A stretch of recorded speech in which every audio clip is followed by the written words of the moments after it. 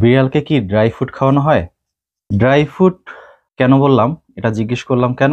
নিয়মিত যদি বিড়ালকে ড্রাই ফুড খাওয়ানোর অভ্যাস করা হয়, যদি ওয়েট ফুড না দেয়া হয়, তাহলে বিড়ালের পানি শূন্যতা দেখা দেয়। এই পানি শূন্যতা কিন্তু খুবই মারাত্মক একটি সমস্যা।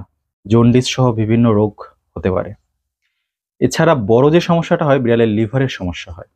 লিভারের কার্যক্ষমতা কমে যায়। যার ফলে কি হচ্ছে? কার্যক্ষমতা কমে যাওয়ার কারণে বিড়ালের পাতলা পায়খানা জনিত সমস্যাটা প্রায় দেখা দেয়। বিড়াল কিছুদিন পরপরই পাতলা পায়খানা করে এবং সুস্থ হয় না। এবং একটা সময় বিড়াল খুব দুর্বল হয়ে যায় এবং মারাও যেতে পারে। এজন্য খাবারের ক্ষেত্রে খেয়াল করতে হবে সকল ধরনের চাহিদা পূরণ হচ্ছে কিনা। ড্রাই ফুড যদি অভ্যস্ত করা হয় তাহলে ওয়েট ফুডও দিতে হবে। অথবা মাংস সিদ্ধ করে বা মাছ সিদ্ধ করে যে খাওয়ানো হয়, এখানে সিদ্ধ করার পরে যে পানিটা হয়, এই পানিটা খাওয়ানো যেতে পারে। এটা কিন্তু বিড়াল খায়।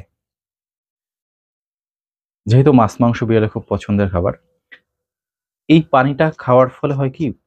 পানির যে চাহিদা থাকে এটা পূরণ হয়ে যায়। তাই এই খাবারের ব্যাপারটা সবসময় খেয়াল রাখবেন।